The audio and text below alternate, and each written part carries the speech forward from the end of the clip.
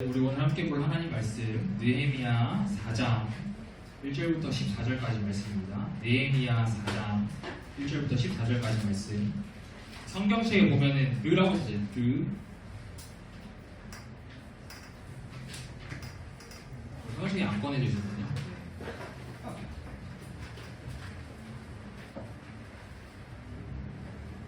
네, 일단 오늘 본문은 우리가 그동안 지금 보던 예레미야가 아니고 느헤미야 말씀 오늘 한 주만 좀 보려고 하는데요.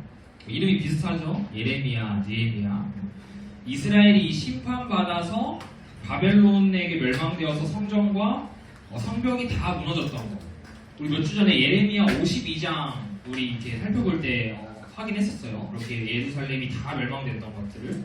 근데 이 느헤미야가 무너진 성벽을 다시 쌓는 일을 감당을 했거든요.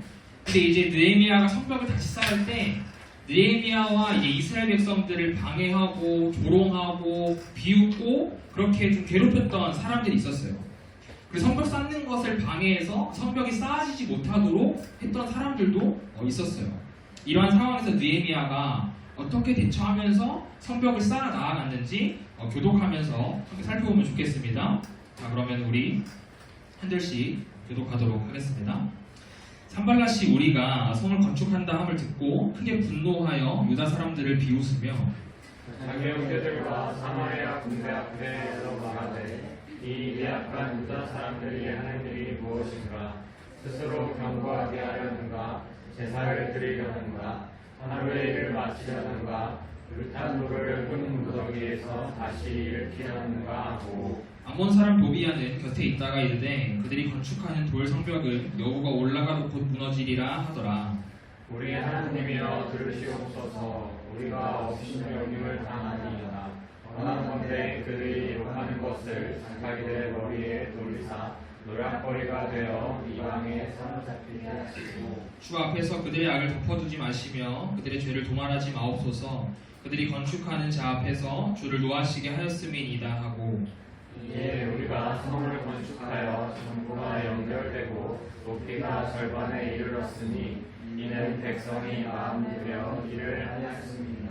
산발랏과 도비야와 아라비아 사람들과 암몬 사람들과 아스토 사람들이 예루살렘 성이 중수되어 그 허물어진 틈이 메꾸어져 간다 함을 듣고 심히 분노하여 함께 깨어기를 예루살렘으로 가서 치고 그곳을 요란하게 하자 하기로 우리가 우리 하나님께 기도하며 그들로 말미암아 파수꾼을 두어 주야로 방비하는데 유다 사람들은 이르기를 흙무더기가 아직도 많거늘 짐을 다루는 자의 힘이 다 빠졌으니 우리가 성을 건축하지 못하리라 하고 우리의 원수들은 이르기를 그들이 알지 못하고 보지 못하는 사이에 우리가 그들 가운데 달려 들어가서 살육하여 역사를 그치게 하리라 하고 그 원수들의 근처에 거주하는 유다 사람들도 그 밭에서 와서 10번이나 우리에게 말하기를 너희가 우리에게로 와야 하리라 하기로 내가 성벽 뒤에 놨고 넓은 곳에 백성이 그들의 종족을 따라 칼과 창과 활을 가지고 서 있게 하고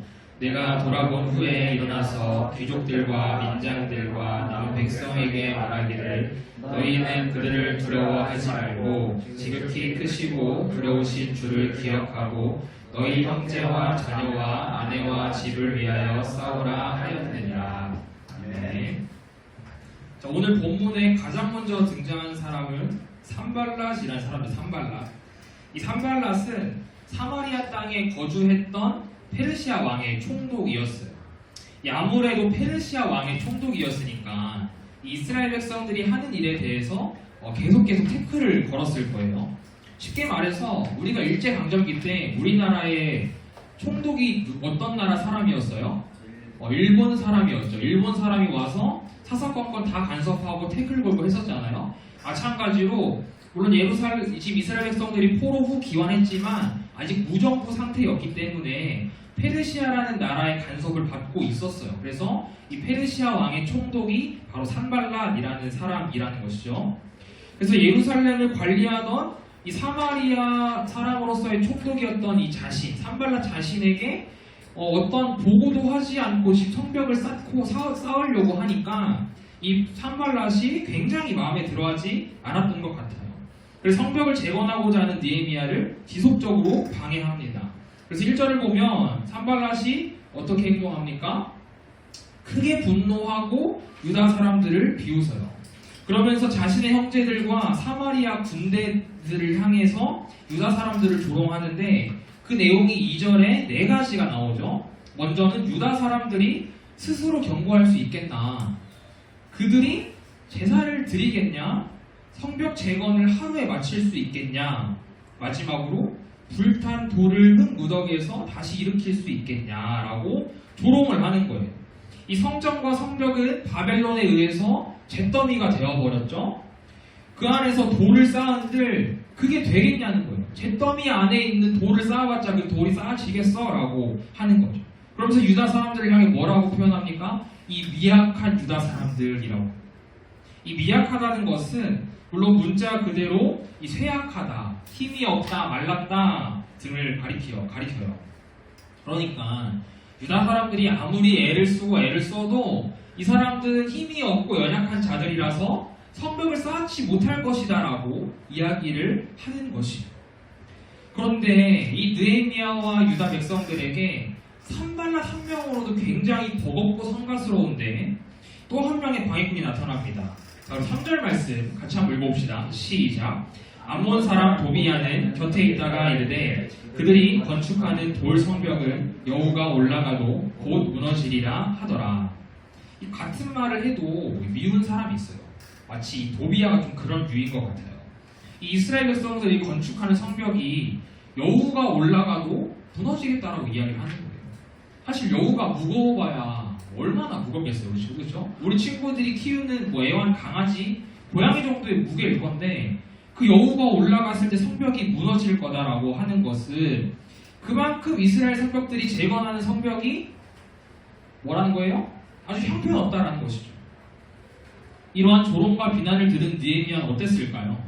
이스라엘 백성들을 리더로서 성벽을 쌓아가야 하는 이 느헤미야의 마음은 어땠을까요? 마음이 어렵죠. 주변에서 마음 모아 도와주고 함께 쌓아도 어려운 게 성벽 재건인데 주변에 도와주는 사람보다 방해하는 사람이 더 많은 거예요. 느헤미야도 때로는 이 성벽 재건하는 것을 포기하고 싶지 않았을까요? 그래서 느헤미야가 어떻게 하냐면요, 하나님께 기도해요. 예레미야가 대적자들의 악한 계획을 알고 자신의 힘으로 복수하지 않고 기도했듯이 하나님께 느헤미야는 하나님을 찾습니다. 하나님께서 지금 무시당하고 업신여김 당하는 우리 백성들을 좀 불쌍히 여겨주시고 이 방해꾼들의 죄를 잊지 말라고, 이 방해꾼들의 죄를 꼭 갚아달라고 느헤미야도 어떻게 보면 저번 주 예레미야와 동일한 기도의 내용으로 하나님께 나아갑니다. 이렇게 기도한 느헤미야가 이제 어떻게 행동할까요? 우리 6절 말씀 같이 한번 읽어봅시다. 시작. 이에 우리가 성을 건축하여 전부가 연결되고 높이가 절반에 이르렀으니 이는 백성이 마음 들여 일을 하였음이니라. 아멘. 느헤미야는 포기하지 않았어요. 산발랏과 도비야가 비웃고 조롱해도 비난해서 꿋꿋하게 성벽을 재건해 갔어요. 그래서 성벽 둘레는 전부 다 연결이 되었고 성벽 높이도 원래 목표했던 거의 절반 가까이 올리게 되었습니다. 전도사님이 이 구절을 보면서 새롭게 발견한 부분이 있었어요. 무엇이었냐면 백성이 마음들여 일을 하였다. 백성이 마음들여 일을 하였다. 수많은 방해에도 성벽이 재건될 수 있었던 것은 느헤미야 혼자 힘이 아니었기 때문이에요. 느헤미야 혼자서 막 분투해서 쌓아서 가능했던 게 아니었어요. 백성들이 느헤미야를 지지했고 백성들이 느헤미야를 도와주었어요. 백성들도 느헤미야와 동일한 마음으로 온 정성을 다해 성벽을 재건해 나갔어요. 전도사님이 이 말씀을 묵상하면서 어떤 한 가지를 좀 깨닫게 되었냐면 여러분들이 수련회를 가겠다고 결단한 것 뒤에는 여러분들의 결단뿐만 아니라 우리 선생님들의 기도가 있었다라는 거예요. 우리 선생님들이 여러분들을 위해 기도하셨기 때문에 여러분들이 마음 모아서 마음 결단해서 수련회를 가기로 결정한 거예요. 저번 주에도 우리 선생님들과 함께 밤마다 모여서 줌으로 기도회를 진행했어요. 퇴근하고 피곤한 시간이심에도 불구하고 또 때로는 모임이 있는데도 그 모임을 뒤로 하고 심지어는 퇴근길 가운데서도 우리 선생님들이 여러분들을 위해서 얼마나 뜨겁게 기도했는지 몰라요. 우리 친구들이 선생님들의 이 사랑의 마음 꼭 알아주었으면 좋겠습니다. 다시 말씀으로 돌아와서 성벽 재건이 이 생각보다 순탄하게 잘 진행되니까 방해꾼들의 마음이 어떠할까요? 굉장히 마음에 안 들죠. 방해를 해서 그걸 못하게 막아야 되는데 오히려 더 잘 되고 있으니까 마음에 안 드는 거예요.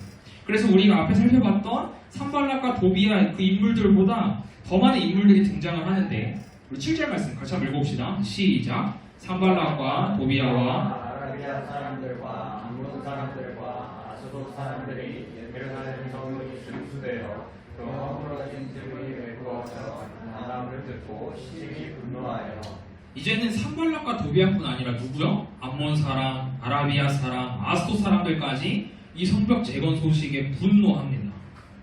그래서 8절에 이들이 어떻게 행동합니까? 예루살렘에 가서 그 성벽을 공격해서 요란스럽게 만들자, 그 사람들을 다 흩어버리자 라고 이야기하는 거예요. 이 소식을 들은 느헤미야가 어떻게 대처하냐면요, 우리 친구들 성경책 9절 보세요. 9절. 먼저는 무엇을 해요? 기도를 해요. 기도. 그리고 나서 파수꾼을 둡니다. 파수꾼이 뭐예요? 파수꾼이 뭘까요? 관심이 좀 많은 것 같은데? 경비대죠. 경비대. 쉽게 말해서 이 느헤미야는 위기의 순간 급박한 상황에서 기도를 합니다. 가장 먼저 기도해요. 느헤미야는 절체절명의 위기 순간에서 결코 자신의 생각과 힘과 뜻대로 움직이지 않았어요. 우리의 모습을 한번 되돌아볼까요? 우리 친구들 정말 급한 일, 중요한 일, 위급한 일 생기면 가장 먼저 무엇을 하나요? 가장 먼저 누구를 찾나요? 가장 먼저 누구를 의지하나요? 그 선택의 순간에서 우리 친구들 하나님을 찾고 하나님의 인도하심을 구하고 있나요?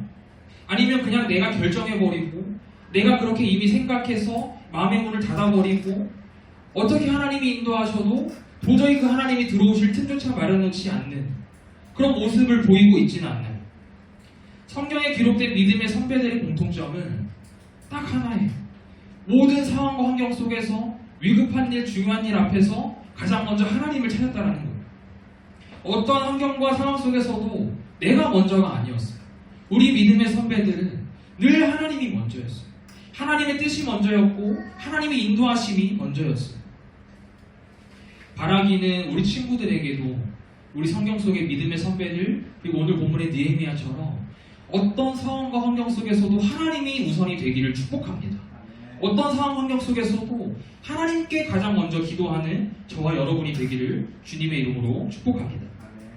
자, 우리 친구들, 그렇다면 이 선택을 해야 하는 순간에서 우리가 하나님께 구하는, 하나님께 도움을 요청하는 것, 내 생각과 뜻은 다 내려놓고 하나님께 맡겨보는 것, 이것이 사실 어떻게 보면 우리에게 당연한 일이고 사실 이렇게 행동을 해도 위기는 늘 찾아와요. 하나님 말씀대로 살고 하나님을 우선적으로 선택하고 살아가도 위기는 찾아와요.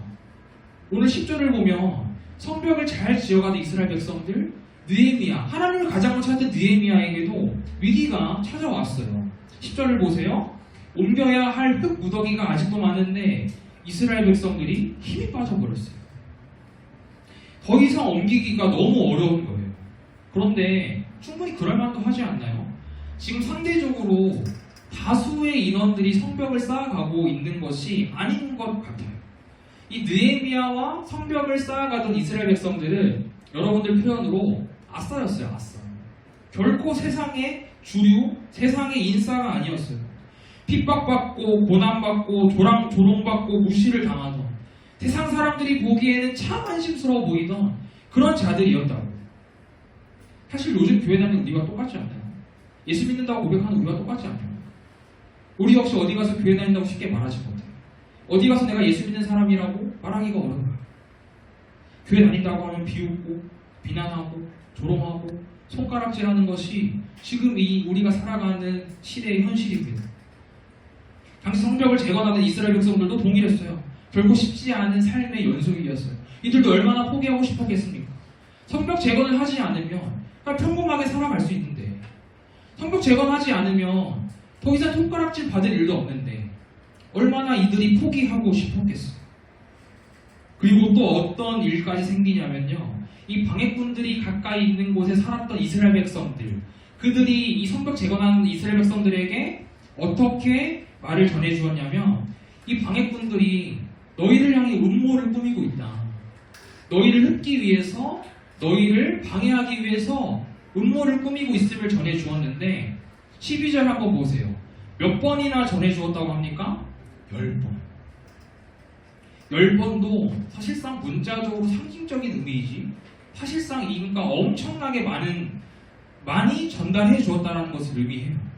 그러니까 당시 이스라엘 백성들에게 방해꾼들의 음모는 전체적으로 잘 알려진 일이었고 이들이 이것을 알고 있으니까 성벽 재건할 때마다 이게 얼마나 스트레스였겠습니까? 그래서 느헤미야는 백성들에게 어떻게 하냐면 칼과 창과 활을 주어서 각자 맡은 구역을 지키도록 합니다. 그리고 아주 중요하고 멋있는 명령을 하는데요. 14절 말씀 같이 한번 읽어봅시다. 시작. 내가 돌아본 후에 일어나서 귀족들과 민장들과 남은 백성에게 말하기를 너희는 그들을 두려워하지 말고 지극히 크시고 두려우신 주를 기억하고 너희 형제와 자녀와 아내와 집을 위하여 싸우라 하였느니라. 아멘. 이스라엘 백성들을 향해 방해꾼들을 때문에 두려워하지 말라고 합니다. 그리고 누구를 두려워하라 그래요? 주님을 두려워하라고 합니다. 주를 두려워하라고 합니다. 또한 형제와 자녀와 아내와 집을 위하여 싸우라고도 하죠. 그러니까 느헤미야가 지금 이것을 통해서 무엇을 말하고 싶은 거냐면 이스라엘의 소망은 지금까지 항상 어떠한 물리적인 힘이 아니라 하나님께로부터 나온다는 거예요. 하나님께 소망을 두면 대적자들로부터 나의 소중한 것들을 다 지켜낼 수 있어요. 그런데 하나님이 아니라 어떠한 물리적인 힘, 어떠한 내 눈앞에 보이는 현상들을 통해서 내 소중한 것들을 지키고자 한다면 내 소중한 것들을 다 잃어버리게 될 것입니다. 느헤미야는 이것을 지금 이스라엘 백성들에게 명확하게 말하고 있는 것이에요. 주를 두려워해라. 너희가 두려워할 분을 두려워하고 너희가 누구를 두려워해야 될지 늘 되새겨라. 우리 친구들 혹시 워라벨의 뜻이 뭔지 알아요? 워라벨?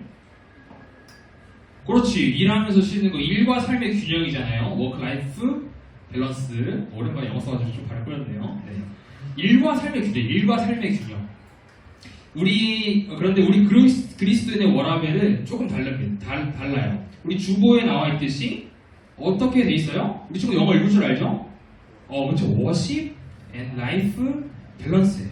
즉 신앙과 삶의 균형. 느헤미야는 이스라엘 백성들에게 성벽 재건만을 강조하지 않았어요. 가정과 삶의 모든 문제를 다 내팽개치고 너희 무조건 이 성벽만 재건해야 돼. 너희 성벽 재건하는 데만 너희 힘 다 쏟아야 돼. 라고 하지 않았어요.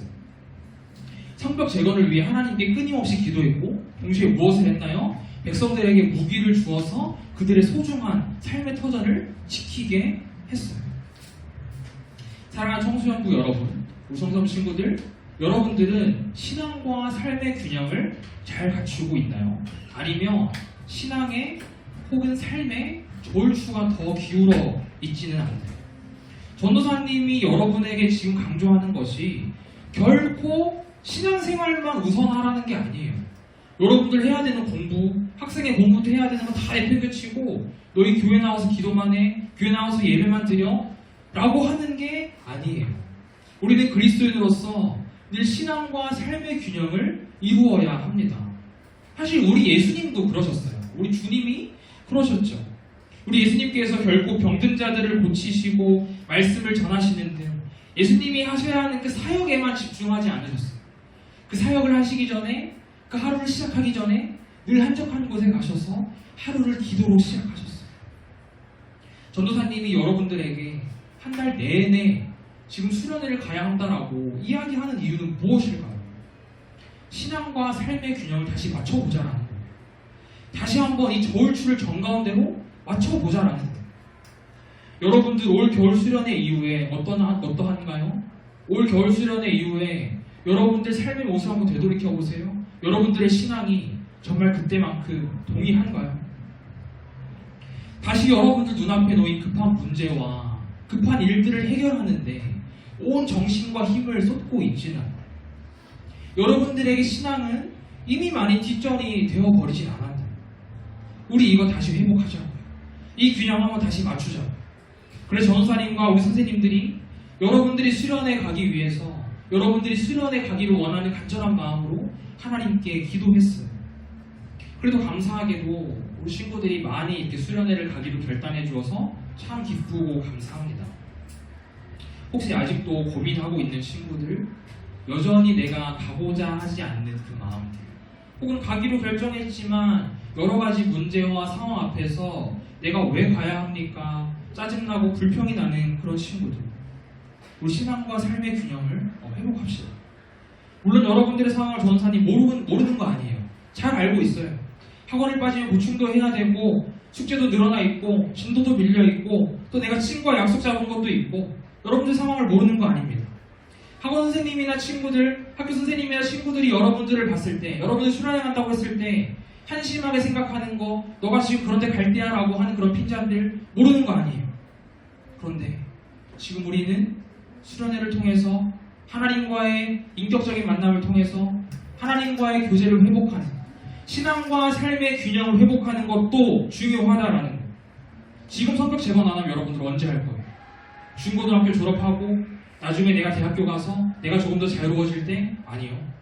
그때는 그때 가면 또 다른 문제와 상황이 여러분들의 성격 재건을 방해할 거예요. 사실 우리 주님도 우리를 구원하시기 위해 십자가에 달리신 그 과정이 결코 순탄하지만은 않았어요. 우리 주님이 하나님께 어떻게 기도했나요? 아버지, 이 잔을 내게서 치워주시옵소서.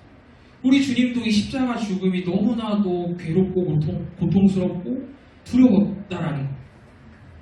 이뿐인가요? 우리 주님도 십자가에 달리셔서 돌아가시기 전까지 사람들에게 얼마나 많은 조롱을 당하셨나요?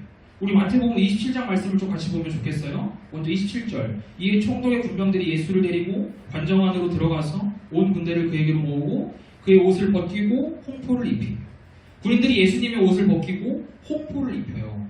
홍포는 이렇게 붉은 옷인데 부와 권력을 상징해요. 자, 그런데 부와 권력을 상징하는 옷을 지금 누구에게 입힌 거예요? 죄인. 그들이 말하는 죄인. 곧 십자가에 달려서 죽어야 할 죄인에게 입혔다는 거예요. 무슨 의미예요? 조롱이죠, 조롱.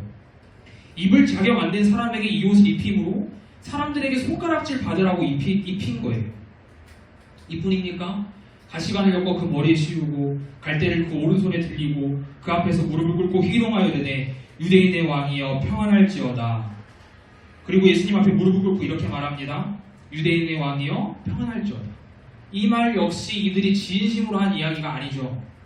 당신이 유대인의 왕이라며, 너가 유대인의 왕이라며, 그래? 어이구 왕이시여 평안하세요? 라는 뉘앙스의 조롱이라는 것이죠. 마지막으로 예수님께 침을 뱉고 그 가지고 있던, 예수님이 쥐고 있던 갈대를 빼앗아 예수님의 머리를 쳤어요. 주님은 군인들에게 이러한 조롱을 당하시고 이뿐 아니라 이제는 지나가는 자들에게, 지나가는 사람들이 주님을 조롱해요. 지나가는 사람들이 머리를 헐레 흔들며 저자가 유대인의 왕이라며, 저자가 우리를 구원할 왕이라며, 그런데 저기에 저렇게 옷을 다 벗고 매달려 있네. 그리고 나서 예수님이 했던 그 말을 인용하며 조롱합니다. 당신이 성전을 헐고 3일 만에 지을 수 있다고 했지? 그러면 너 스스로를 너가 구원해봐. 너가 먼저 너 스스로를 구원해봐. 그것도 못하면서 무슨 성전을 다 헐고 3일 만에 짓는데? 라고 이야기하는 것이죠. 뿐만 아니라 종교 지도자들까지도 예수님을 배반하고 예수님을 외면해요. 다른 사람 구원한다고 하지 말고 너부터 구원해 라고 말이죠. 우리 주님이 우리를 구원하신 것은 그냥 뚝딱 이렇게 그냥 매달렸다가 3초 만에 돌아가시고 3일 부활하시고 이게 아니에요. 모든 조롱과 비난과 모욕을 다 감내하셨어요. 누구 때문에요? 여러분 때문에, 나 때문에. 솔직하게 우리가 우리 주님을 생각해보면 내가 교회 다닌다고 받는 비난, 내가 예수 믿는다고 말했을 때 돌아온 손가락질, 그거 아무것도 아닐 수도 있어요. 예수님께서 이렇게 이루신 구원 때문에 저와 여러분이 지금 이 자리에서 하나님을, 예수님을 예배하고 있는 거예요. 주님의 이 사랑을 생각해서라도 우리 한번 결단해 봅시다. 주님의 이 사랑을 생각해서라도 신앙과 삶의 균형 다시 한번 회복해 봅시다. 다시 말씀으로 돌아와서 이 모든 조롱을 끝까지 이겨내고 버텨내며 신앙과 삶의 균형을 이루고자 노력했던 이 느헤미야와 백성들의 결과가 어떻게 됐을까요? 우리 느헤미야 6장 15절 16절 같이 한번 읽어보겠습니다. 시작. 성벽 역사가 52일 만에 엘루월 25일에 끝남에 우리의 모든 대적과 주위에 있는 이방 족속들이 이를 듣고 다 두려워하여 크게 낙담하였으니 그들이 우리 하나님께서 이 역사를 이루신 것을 알미니라. 아멘. 며칠 만에 성벽공사 끝났다고요? 52일. 여러분 생각해보세요. 그때 무슨 기술이 있었겠어요? 집을 짓는 기술이 지금보다 사실은 뒤처지면 뒤처졌지 결국 뛰어나지 않았어요. 기술이 좋은 지금도 집 하나 짓는데 한두 달 안에 할 수 있는 게 아니에요. 그 성벽공사를 며칠 만에 끝냈다고요? 52일. 수많은 방해 속에서도 52일 만에 성벽공사를 다 끝냈어요. 그래서 16절에 그 대적자들이 어떻게 됐다고 나와요? 하나님께서 하신 일임을 알고 낙담하고 두려워했다.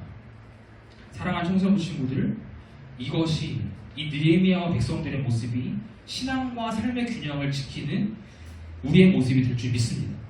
여러분들이 끝까지 신앙과 삶의 균형을 지키면요, 세상 사람들도 여러분을 인정해요. 그리고 세상 사람들도 여러분이 믿는 하나님 인정해요.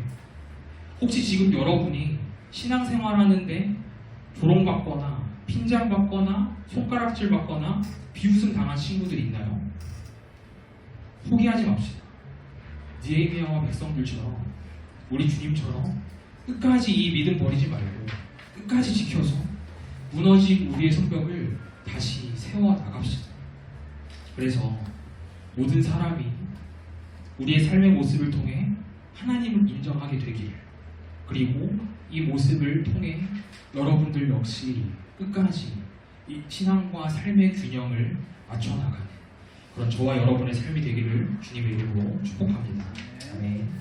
이 시간 결단 찬양 주님을 보게 하소서 같이 고백하도록 하겠습니다.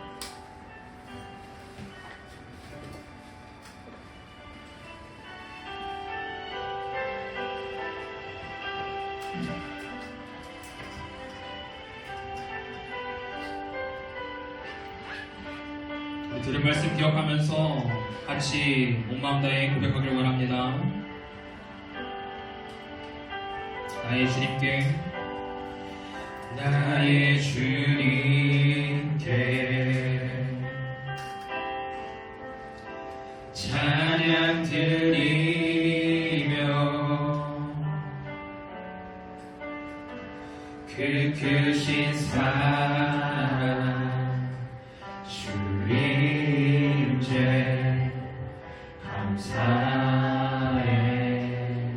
어둠 속에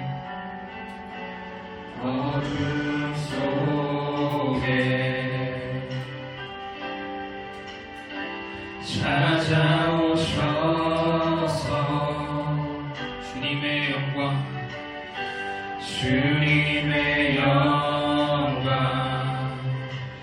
보게 하신 이 시간 의심하는 여러분들의 손을 우리 주님이 잡아주실 거예요.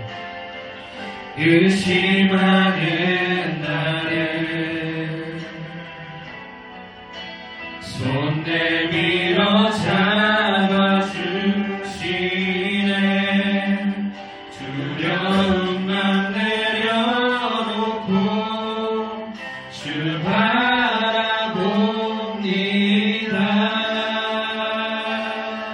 주님을 보게 하소서. 주님을 보게 하소서. 나를 붙드소서.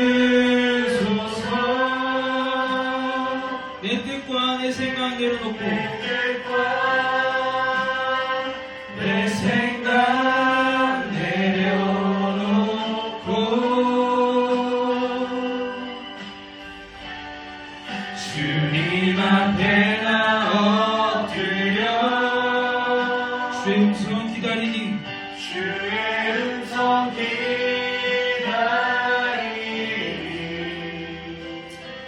나를 부르실 때 믿음으로 걸어가니.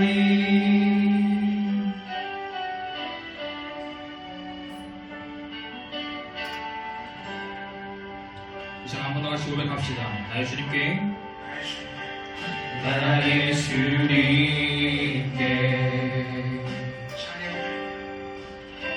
찬양 드리며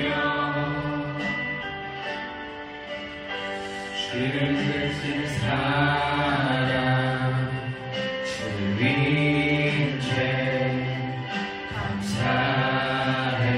어둠 속에 찾아오셔서 어둠 속에 찾아오셔서 주님의 영광 보게 하시네. 주님의 영광 보게 하시네. 의심하는 나를 의심하는 나를 손 내밀어 잡아주시네. 두려움만 내려놓고 주 바라봅니다. 자, 같이 고백합시다.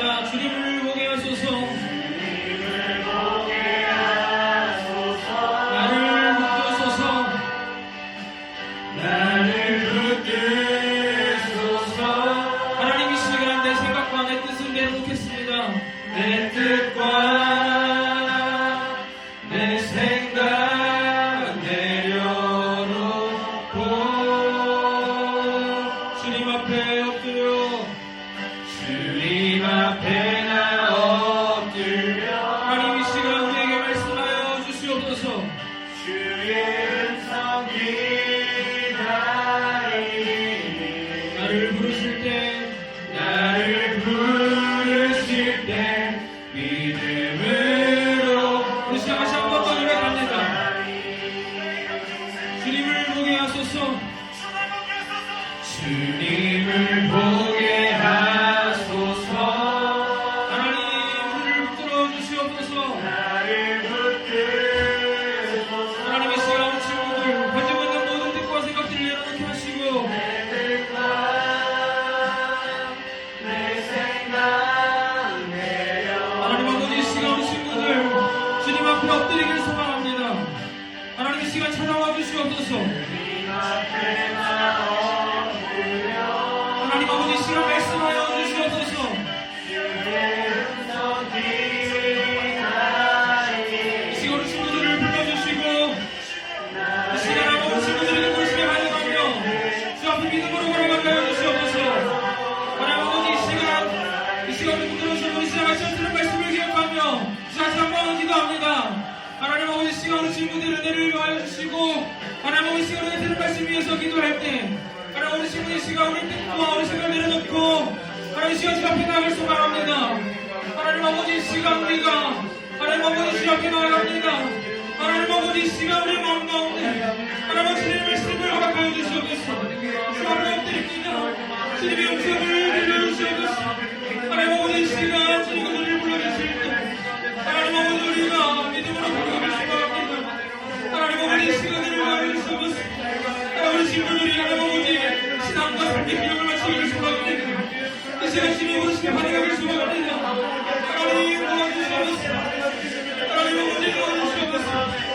하나님 도와주시옵소서. 이 시간 기도합니다. 하나님 아버지 이 시간 우리를 건드려 주시옵소서.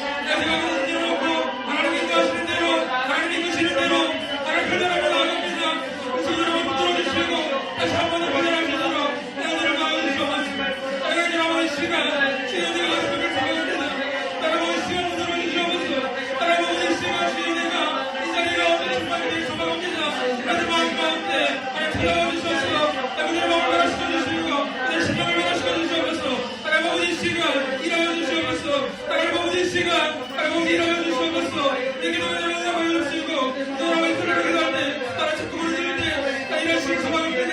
많은 부분들 어려움들 상황들 하며 허락해 주시고 알게 시간 바로 주님께서 하나님 모든 것들 가운데 이런 식으로 생각합니다. 하나님을 선택합니다. 하나님을 찾습니다. 하나님을 의지합니다. 하나님께 기도합니다. 이제 영광의 손님처럼 우리 주님처럼 끝까지 포기할 주님의 선택을 하시고 하나님 주님 앞에 나아가는 우리 주님을 도와주시옵소서.